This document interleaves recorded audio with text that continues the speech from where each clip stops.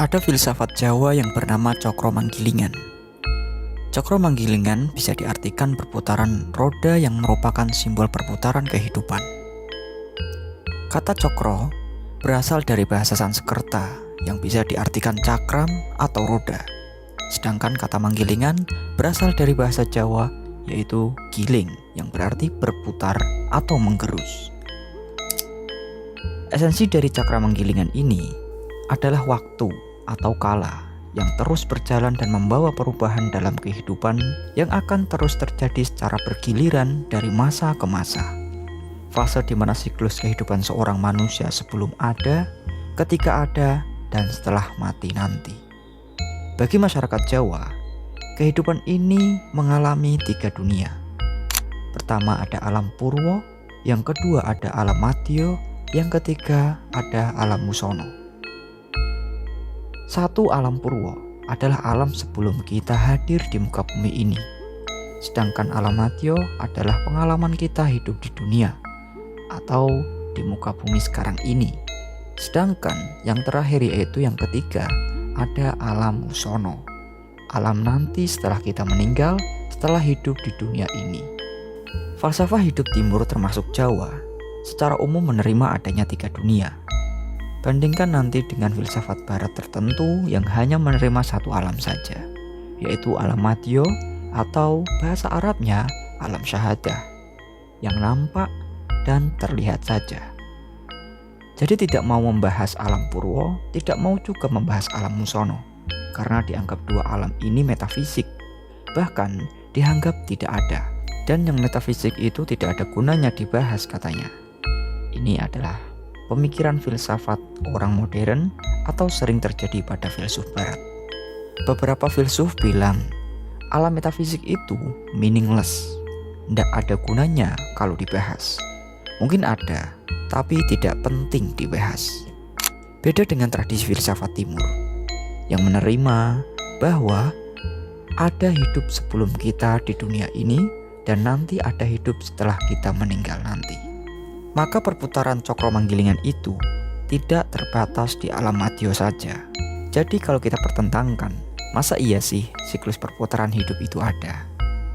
Orang saudara kita, tetangga kita, teman kita, atau jangan-jangan kita sendiri merasa sejak kecil sampai sekarang hidup susah terus. Atau kita ini orang kaya raya, perasaan kita tidak pernah sakit, tak pernah mengalami susah hidup, lancar-lancar saja, enak-enak saja, dan senang-senang saja. Kita mungkin mengukurnya hanya di alam madya, kehidupan saat ini. Tapi jangan lupa karena kita masih ada kehidupan alam nanti yaitu alam musono, alam setelah alam madya. Kalau kita tidak mengelola dengan baik alam madya, di alam musono kita akan panen. Panen sesuai yang kita tanam di alam madya. Ngunduh wohing pekerti, sopo nandur bakal ngunduh. Karena ini termasuk siklus cokro manggilingan, bagian dari perjalanan hidup manusia.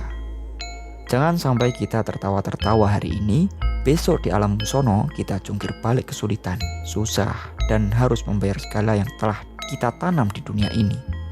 Bahkan, dalam agama, alam musono atau alam akhirat ini yang lebih hakiki dibandingkan alam madya atau dunia yang kita alami sekarang. Yang oleh beberapa tokoh malah disebut dunia ini, hari ini itu semu, tidak jelas atau tidak sejati. Dunia yang semu ini pun, kita hari-hari ini pun juga disibukkan dengan dunia yang lain, yaitu dunia maya. Dunia maya itu kesemuan dalam kesemuan. Karena dunia nyata itu sudah disebut semu, kita malah sekarang disibukkan di dunia versi mayanya dunia maya. Berarti kemayaan dalam kemayaan. Maka dari itu, alam dalam siklus cokro manggilingan ada 3. Alam purwo, alam madya, alam musono. Ini siklus hidupnya manusia. Mungkin ada beberapa pertanyaan-pertanyaan tadi. Orang yang lahir sampai meninggal senang terus atau susah terus. Ini juga tidak bisa dipastikan begitu saja. Sedangkan manusia adalah bagian dari rasa susah dan kesedihan itu sendiri. Karena apa? Karena hidup ini tidak hanya diawali dari kita lahir dan berakhir saat kita meninggal. Ini dasar falsafah cokro manggilingan.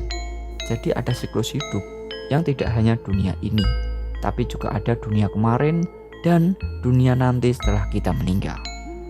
Biasanya orang menjelaskan siklus hidup manusia Jawa itu melalui beberapa analogi atau perumpamaan. Yaitu yang pertama, analogi tentang sebuah buku. Seperti buku yang awalnya putih bersih, sampai pada halaman terakhir yang penuh dengan tulisan-tulisan.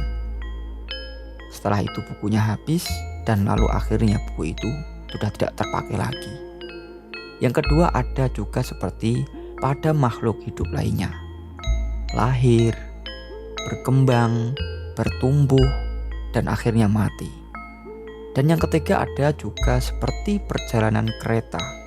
Awalnya dari kita di stasiun hingga sampai pada tujuan akhir, yaitu di mana tempat kamu singgah. Sedangkan analogi yang paling populer itu yaitu analogi dari tembang Jawa, khususnya mocopat. Mocopat ini akan saya bahas di video berikutnya. Jangan lupa subscribe agar tidak ketinggalan video nguri-nguri pesan leluhur Jawa. Matur sembah nuwun, rahayu. Wassalamualaikum warahmatullahi wabarakatuh.